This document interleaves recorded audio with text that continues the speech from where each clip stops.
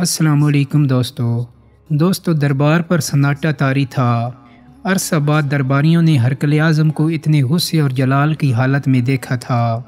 کیا روم کی ماؤں نے بہادروں کو جنم دینا بند کر دیا ہے؟ عظیم روما کی سلطنت میں کوئی ایسا نہیں رہا جو اس آندھی کو لگام دے۔ کون ہیں یہ لوگ؟ مکہ کے بدو، جاہل؟ ان کی حقیقت ہی کیا ہے؟ کسی نے اب سے پہلے ان کا نام سنا تھا کیا؟ غصے سے چنگھاڑتے ہوئے اس نے امرائے دربار پر نظر دوڑائی۔ سب گردنیں جھکائے کھڑے تھے۔ شہنشاہ کے سامنے کسی کو دم مارنے کی مجال نہیں تھی۔ کاہن اعظم تم بتاؤ، تم کیوں چپ ہو؟ بولتے کیوں نہیں؟ عرب کے یہ خانہ بدوش اس قابل ہو گئے ہیں کہ روم کو للکاریں؟ اس نے کاہن اعظم کی آنکھوں میں براہ راست جھانکتے ہوئے پوچھا۔ ذل الہی جان کی امان پاؤں تو عرض کروں؟ کاہن اعظم نے بادشاہ کی طرف رحم طلب نظروں سے دیکھا۔ ہاں کہو، تم کیا نئی بات بتاؤ گے ان کے متعلق؟ ہرقل اعظم نے طنزی انداز میں اس کی طرف دیکھا۔ اب یہ لوگ بدو اور وحشی نہیں رہے ذل سبحانی۔ ان کے بادشاہ نے جو ان کی طرح بوریا نشین ہے، کسی تاج و تخت کا روادار نہیں، انہیں بہت مہذب بنا دیا ہے۔ اب وہ منظم ہو گئے ہیں۔ اگلے ہی روز ایک تجارتی قافلہ جو ادھر سے واپس آیا ہے وہ تو بہت عجیب و غریب کہانیاں سنا رہے تھے ان کے متعلق۔ ہرقل اعظم اب وہ پہلے والے عرب بدو نہیں رہے۔ ان کے نبی صلی اللہ علیہ وآلہ وسلم جس مذہب کے پیروکار ہیں وہ تیزی سے پھیل رہا ہے۔ تجارتی قافلے جو عرب جاتے ہیں ان میں سے بہت سے لوگ ان کے اخلاق و کردار سے متاثر ہو کر اسلام قبول کر رہے ہیں۔ کیا کہہ رہے ہو تم؟ غصے سے ہرقل اعظم نے اس کی طرف دیکھا۔ بادشاہ سلامت، میں نے اپنے بزرگوں سے سنا تھا کہ اس سمت سے ایک طوفان اٹھے گا جو ساری دنیا کو اپنی لپیٹ میں لے گا۔ مجھے تو لگتا ہے وہ وقت آ گیا ہے۔ کاہن نے بغیر کسی خوف کے کہہ دیا۔ ایسا کبھی نہیں ہوگا۔ عظیم روما کی سلطنت کو کبھی زوال نہیں آئے گا، کبھی نہیں۔ اس نے کاہن کی طرف کھا جانے والی نظروں سے دیکھا تو کاہن کے بدن پر بھی لرزہ طاری ہو گیا۔ بالکل بجا فرمایا ذل الہی۔ خداوند لات و منات آپ کے اقبال بلند رکھیں۔ سلطنت کے خدمتگار کی حیثیت سے میرا فرض تھا کہ اطلاعات آپ تک منتقل کرتا۔ اس نے پیش بندی کی، ٹھیک ہے، اب کچھ کرنا ہی پڑے گا۔ قبل اس کے کہ وہ ہماری طرف بڑھیں ہم خود آگے بڑھ کے انہیں نیست و نابود کر دیں گے۔ یہ کہتے ہوئے ہرقل اعظم نے پلٹ کر اپنے جرنیل مالک بن زافلہ کی طرف دیکھا۔ ذل الہی، ابھی عرب کی ماؤں نے وہ بچے نہیں جنم دیے جو میری تلوار کی کاٹ کے سامنے ٹھہر سکیں۔ مالک بن زافلہ نے مؤدب ہو کر کہا، ٹھیک ہے، فوراً لشکر جرار لے کر ان کی سرکوبی کو نکلو، اور ہاں، عرب کے وہ قبائل جو تمہاری دسترس میں ہیں انہیں ضرور اس لشکر کا حصہ بنانا۔ ہرقل اعظم نے حکم دیا۔ جی ذل سبحانی، مالک بن زافلہ نے کہا۔ اگلے روز لشکر کی تیاری شروع ہو گئی۔ روم کے اسلحہ خانوں میں تلواریں اور نیزے ڈھلنے لگے، اور دنوں میں یہ لشکر جرار منزل مارتا شام جا پہنچا، جہاں مزید 1,00,000 قبائلی فوج پہلے سے ملنے والے احکامات کے تابع ان کی منتظر تھی۔ مالک بن زافلہ کے روم سے آنے والے سوار تھکے ہوئے تھے، لیکن کیا مجال جو کسی کے دم مارنے کی مجال ہو۔ سب جانتے تھے کہ مالک بن زافلہ کو تو نیند اور آرام سے تو کچھ لینا دینا ہی نہیں۔ انہوں نے بامشکل گھوڑوں کی پیٹھ سے اتر کر اپنی کمر سیدھی کی تھی، گھوڑوں کو تازہ دم کیا تھا کہ اگلے پڑاؤ کی طرف روانگی کا حکم ملا۔ مالک بن زافلہ بڑا آزمودہ کار جرنیل تھا۔ میدان جنگ کا انتخاب وہ ہمیشہ خود کرتا تھا، اور یہی اس کی کامیابی کا سنہرا اور پوشیدہ راز بھی تھا۔ اب بھی اس نے اس علاقے کی جغرافیائی صورتحال کا جائزہ لینے کے بعد بلقاء کو اپنا مرکز بنایا، اور قریباً 1.5-2 لاکھ فوج کو اس میدانی اور پہاڑی علاقے میں اس طرح صف آرا کیا کہ حملہ آور فوج کے لیے بظاہر کوئی جنگی چال محفوظ نہیں چھوڑی۔ لشکر کے میمنہ اور میسرہ پر شام اور روم کے آزمودہ سپاہی موجود تھے۔ سر سے پاؤں تک لوہے میں لپٹے ان آہن پوشوں کی زندگی کا مقصد ہی عظیم سلطنت روما کی عظمت کے لیے جانوں کے نذرانے پیش کرنا تھا۔ ان کے گھوڑے خصوصاً عربی و نسل اور جنگی ماحول سے انہی کی طرح آشنا تھے۔ آہن پوش ایک ہاتھ میں نیزہ اور دوسرے میں مضبوط لوہے کی ڈھال پکڑ کر آندھی اور طوفان کی رفتار سے اپنے گھوڑے دوڑاتے مخالف فوج کی میمنہ اور میسرہ کو کاٹتے چلے جاتے تھے۔ جبکہ کلب لشکر میں رت بردار آزمودہ کا رومیوں کی فوج ظفر موج پرے باندھ کر مالک بن نافلہ کی کمان میں حملہ آور ہوتی اور چند ہی گھنٹوں میں مخالفین کے کشتوں کے پشتے لگاتی چلی جاتی۔ اب مالک بن نافلہ کو مسلمان لشکر کا انتظار تھا۔ اس کے یہاں سے مکہ تک پھیلے نظام جاسوسی کے اہلکاروں نے اسے باخبر کر دیا تھا کہ حضرت صلی اللہ علیہ وآلہ وسلم نے اس مرتبہ جدید جنگی حکمت عملی اپنائی ہے اور حضرت زید بن حارث رضی اللہ تعالی عنہ کی کمان میں مسلمان ان پر حملہ آور ہونے کے لیے روانگی کی تیاریاں کر رہے ہیں۔ مالک بن نافلہ نے اس خبر پر زوردار کہکا لگاتے ہوئے کہا، چلو اچھا ہوا، شکار خود شکاری کے جال میں پھنسنے آ رہا ہے۔ آقائے نامدار سید الانبیاء حضرت محمد مصطفیٰ صلی اللہ علیہ وآلہ وسلم نے مدینہ میں سال ہشتم ہجری کے ماہ ذوالحج سے لے کر جس میں مشرکین عرب حج و زیارت خانہ کعبہ کے لیے مکہ میں جمع ہوئے تھے، ماہ جمادی الاول تک قیام فرمانے کے بعد مدینہ تشریف لے آئے تھے، کیونکہ آپ صلی اللہ علیہ وآلہ وسلم کو دشمنان اسلام کی اجتماع اور شام کے سرحدی علاقوں میں جمع ہونے کے بعد مسلمانوں پر یلغار کرنے کی اطلاعات مل چکی تھیں۔ سید کائنات صلی اللہ علیہ وآلہ وسلم نے 3000 مجاہدین کا لشکر تیار کیا اور اپنے منہ بولے بیٹے زید بن حارثہ رضی اللہ تعالی عنہ کو ان پر کمانڈر مقرر کرنے کے بعد فرمایا، اگر زید بن حارثہ رضی اللہ تعالی عنہ شہادت سے سرفراز ہوں تو لشکر کی کمان حضرت جعفر بن ابو طالب رضی اللہ تعالی عنہ فرمائیں گے، اگر آپ بھی فضیلت مآب ہو گئے تو کمان عبداللہ بن رواح رضی اللہ تعالی عنہ کو سونپی جائے۔ آپ صلی اللہ علیہ وآلہ وسلم نے لشکر کی منزل موتا متعین کی تھی۔ ماہرین حرب و ضرب جب اس دور کی جنگی حکمت عملی کا جائزہ لیتے ہیں تو حیران رہ جاتے ہیں کہ آپ صلی اللہ علیہ وآلہ وسلم کی طرف سے صرف اس حکم نے دشمنان اسلام کی جنگی چال کو پلٹ کر رکھ دیا تھا۔ اس دور کے نقشے پر نظر دوڑائیں تو بلقا میں صافارہ رومی لشکر کے سامنے واحد رکاوٹ صرف موتا ہی تھی، جسے اس لحاظ سے اسٹریٹجک پوائنٹ کہا جا سکتا ہے کہ وہاں سے لشکر اسلام جنگ کا پاسا پلٹ سکتا تھا۔ لشکر اسلام کی روانگی کا منظر قابل دید تھا۔ مدنی تاجدار صلی اللہ علیہ وآلہ وسلم صحابہ کرام کے ساتھ مدینہ کے باہر تک پیدل چل کر تشریف لائے، باقاعدہ دعا کے بعد لشکر اسلام کو فتح کی خوشخبری دی، تینوں سپہ سالاروں سے معانقہ فرمایا اور دعاؤں کے ساتھ لشکر کو رخصت کیا۔ یہ پہلا وہ اسلامی لشکر تھا جس میں حضرت خالد بن ولید رضی اللہ تعالی عنہ کو روانہ کیا گیا تھا، وہی خالد بن ولید جنہوں نے جنگی عہد میں مسلمانوں کی فتح کو شکست میں بدل دیا تھا۔ اہل قریش کا یہ جید جرنیل حلقہ بگوش اسلام ہوا تو ایک سپاہی کی حیثیت سے نبی کریم صلی اللہ علیہ وآلہ وسلم کا خدمتگار بنا اور ہمیشہ یہ خواہش رہی کہ اس راستے میں شہادت ان کا مقدر بنے، لیکن اللہ کی اس تلوار کو اللہ کب اپنے انسانوں کے ہاتھوں ٹوٹنے دیتے۔ حضرت زید بن حارثہ رضی اللہ تعالی عنہ کی کمان میں مجاہدین اسلام کا یہ لشکر اللہ کی بزرگی، اسلام کے دین مبین اور آقا نامدار صلی اللہ علیہ وآلہ وسلم کے ختم رسول ہونے کی گواہی دیتا ایک سرشاری کے عالم میں موتا تک پہنچ گیا۔ یہاں پہنچے تو شام ڈھر رہی تھی۔ حضرت زید بن حارثہ رضی اللہ تعالی عنہ نے دیگر کمانڈروں کی مشاورت سے لشکر کو ترتیب دیا اور ایسی پوزیشن اختیار کی کہ اگر دشمن شب خون بھی مارتا تو وہ مجاہدین اسلام کو اپنے سامنے مقابلے کے لیے تیار موجود پاتا۔ مالک بن زافلہ کو جب مسلمانوں کی تعداد اور طاقت کا علم ہوا تو اپنے ساتھیوں کے ساتھ مل کر ان کا مذاق اڑاتا رہا کہ یہ لوگ اتنی دور سے تکلیف دہ سفر کے بعد ان کے ہاتھوں مرنے کے لیے یہاں آ گئے ہیں، جبکہ وہ یہ کام وہاں مدینہ اور مکہ میں کرنے جا رہے تھے۔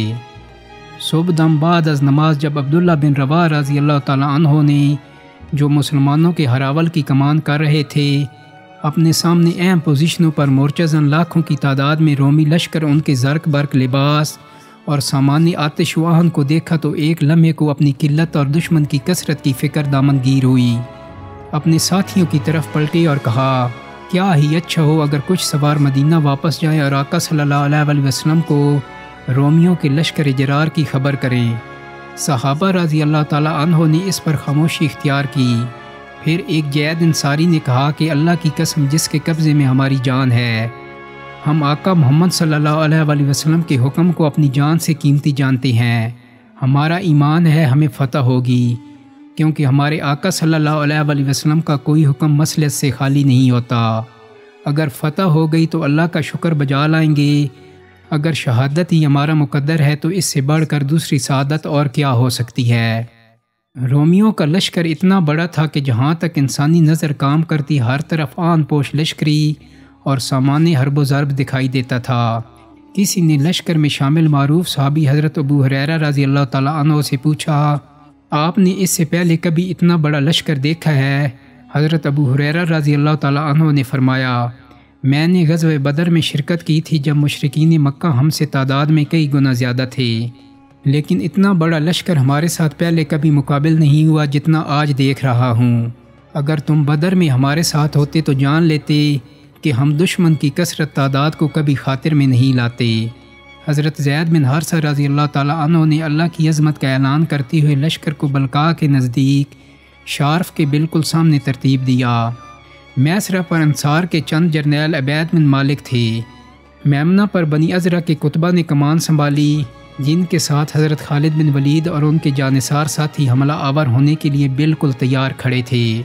قلب لشکر میں حضرت زید بن حارثہ علم تھامے سب سے آگے، ان کے پیچھے حضرت جعفر بن ابو طالب اور حضرت عبداللہ بن رواحہ اس طرح صف بندی کر رہے تھے کہ ایک کے بعد دوسرا اس کی جگہ لے سکے۔ حملے کا آغاز قلب لشکر اور میمنہ سے مسلمانوں نے کر کے رومی لشکر کو ایسا سرپرائز دیا جس کی وہ کبھی توقع نہیں کر سکتے تھے۔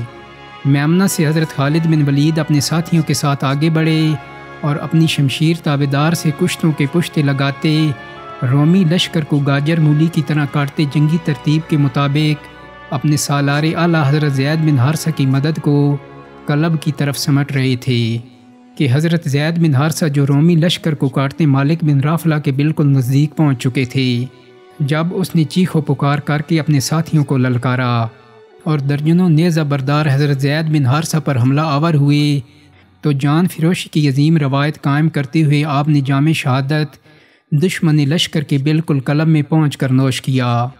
اب علم اسلام حضرت جعفر بن طالب رضی اللہ تعالیٰ عنہ کے ہاتھ میں تھا۔ سیدنا علی رضی اللہ تعالیٰ عنہ کے برادر اکبر اس ہاشمی سردار نے اپنی حملوں سے رومیوں کو لرزا کر رکھ دیا۔ آپ علم کو سینے اور پیٹ پر باندھے دائیں ہاتھ سے تلوار پکڑے رومیوں پر اس طرح حملہ آور ہوئے کہ ان کی صفیں پلٹ کر رکھ دیتے۔ ایک زخم لگتا کچھ سنبھلتے پھر حملہ کرتے، پھر زخم لگتا سنبھلتے اور پلٹ کر پھر حملہ آور ہوتے۔ راوی بیان کرتے ہیں کہ جب جام شہادت نوش کیا تو آپ کے جسم اطہر پر تلواروں اور نیزوں کے 80 نشانات موجود تھے، جس کے ساتھ ہی حضرت عبداللہ بن رواحہ نے علم تھام لیا اور بلند آواز میں اللہ کی عظمت کا اعلان کرتے ہوئے دشمن پر حملہ آور ہوئے۔ آپ کے دائیں بائیں حضرت خالد بن ولید اور انصار صحابہ موجود تھے، جنہوں نے آپ کو اپنے قلب میں لیا ہوا تھا اور بڑھ بڑھ کر رومیوں پر حملہ کر رہے تھے۔ خدا جانے ان عربی تلواروں میں کیا بجلی بھری تھی کہ رومیوں کو ان کی آہن پوش لباس سمیت کاٹتی چلی جاتی تھیں۔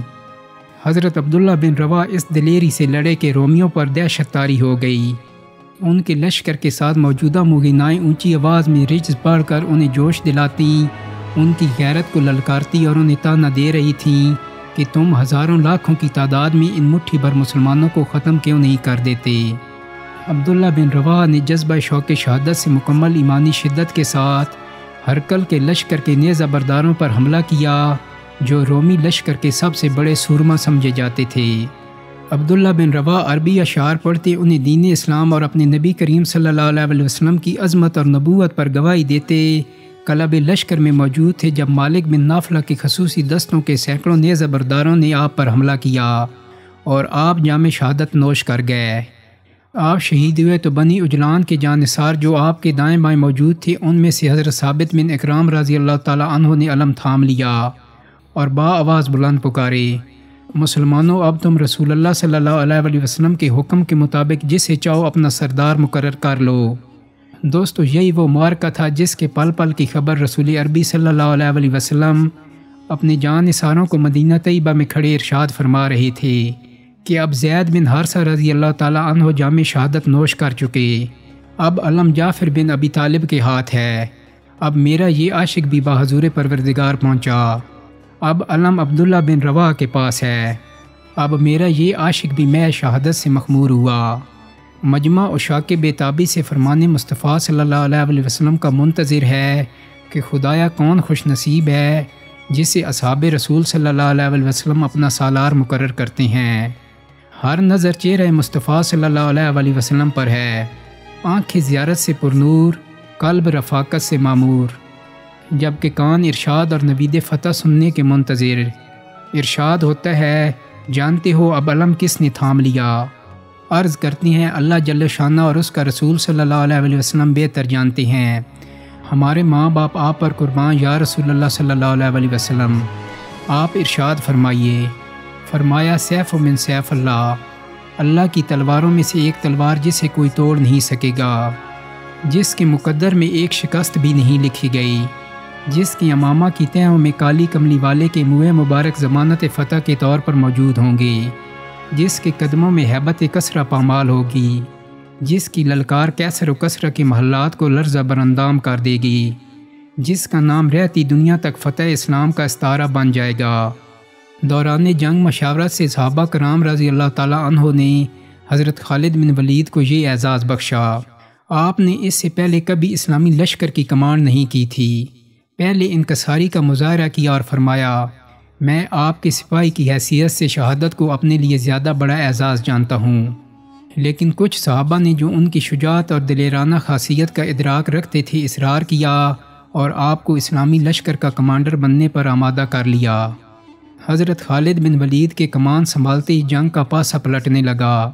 آپ نے میمنہ اور میسرہ کو دوبارہ ترتیب دیا، ایک مخصوص مقام پر کچھ تیر اندازوں کو خصوصی ہدایت کے ساتھ تیر برسانے کی ہدایت کی اور خود گھوڑے کو بھگاتے مالک بن نافلہ کے بالکل سامنے پہنچ گئے۔ یہاں تک پہنچنے سے پہلے آپ نے رومی لشکر کے کشتوں کے پشتے لگا دیے تھے۔ مالک بن نافلہ کو آپ کی لڑائی کے انداز سے آپ کی پوشیدہ صلاحیتوں کا احساس ہو گیا تھا۔ وہ اپنے خصوصی نائٹس کے ساتھ آپ پر حملہ آور ہوا، آہن پوش نیزہ بردار دیوار کی طرح آپ کی طرف بڑھے۔ آپ دیوار میں شگاف ڈالتے تو اس کے پیچھے دوسری دیوار موجود ہوتی۔ اس قریشی سالار نے ایسی کئی دیواریں کاٹ کر مالک بن نافلہ تک رسائی حاصل کی اور اسے للکارا کہ اگر کسی بہادر ماں کے جنے ہو تو مقابلہ کرو۔ مالک بن نافلہ قہر و غضب کی تصویر بنا آپ پر حملہ آور ہوا۔ درجنوں رومی آہن پوش اس کے دائیں بائیں موجود تھے۔ چند منٹ کی لڑائی میں حضرت خالد بن ولید نے تلوار کے ایک وار سے اس کی گردن زمین بوس کر دی، جس کے ساتھ ہی رومی علم گر پڑا اور رومیوں پر ایسی دہشت طاری ہوئی کہ انہوں نے پھر واپس پلٹ کر نہیں دیکھا۔ حضرت خالد بن ولید اپنے ساتھیوں کے ساتھ سجدہ شکر بجا لائے، غنیمت اکٹھی کی گئی اور فاتح اسلامی لشکر اپنے کمانڈر سیدنا حضرت خالد بن ولید کی کمان میں مدینہ واپس لوٹا۔ والی کون و مکان نے جب اپنے اس جانباز کو دیکھا تو آپ صلی اللہ علیہ وسلم کے ہونٹوں پہ تبسم سا پھیل گیا۔ ارشاد ہوا، سیف من سیف اللہ، اللہ کی تلواروں سے ایک تلوار جسے کوئی توڑ نہ سکا۔ دوستوں، امید کرتا ہوں کہ میری آج کی ویڈیو آپ کو پسند آئی ہوگی۔ اگر ویڈیو اچھی لگی ہے تو اس کو لائک اور شیئر کر دیں۔ میرے چینل کو سبسکرائب کرنے کے ساتھ ساتھ بیل آئیکن کو بھی کلک کر دیں تاکہ آپ کو میری آنے والی مزید ویڈیوز کے نوٹیفیکیشن ملتے رہیں۔ بہت جلد ہی ایک نئی ویڈیو کے ساتھ ملاقات ہوگی۔ اپنا بہت سارا خیال رکھیے گا۔ اللہ حافظ۔